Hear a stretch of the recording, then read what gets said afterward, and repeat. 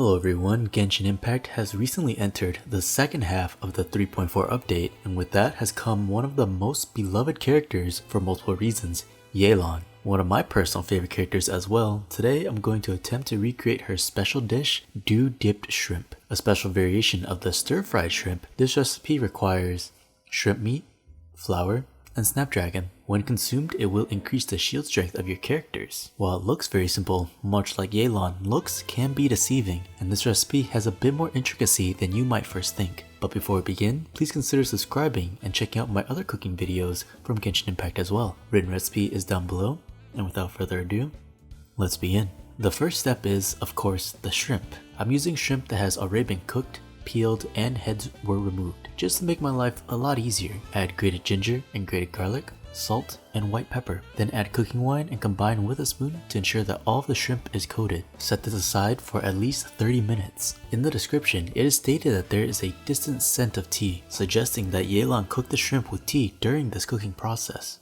Pour loose leaf tea into a bowl and add a bit of water and set aside as well. Now, moving on to arguably the hardest step of this dish, but it's actually a pretty simple concept. To create the yellow spheres, we will utilize a food science process called spherification. There are a few ways to do this, such as with agar and oil, but today I'll be showing you how to do it with sodium alginate and calcium lactate. In a small bowl, pour cold water and then add the calcium lactate in. You want the calcium lactate about a 1% ratio to your water. So here it is 100 milliliters of water and about 1 gram of calcium lactate. In a larger bowl, add lemon green tea. I chose lemon tea to fit the tea theme Yelan has going in her dish, but also try to find a drink with a yellowish color. However, you can see that the liquid is a bit too clear for me, so I added a couple drops of food safe yellow food dye. In this liquid, add sodium alginate. The ratio should be about 0.5% of sodium alginate to liquid. So this is roughly 1/4 of a gram to 50 milliliters of lemon tea. The reason I chose a larger bowl for this though is because sodium alginate can be rather tough to dissolve, so having a lot of space to thoroughly combine the two together is ideal. Once your two liquids are ready, take a medicine dropper and intake the lemon green tea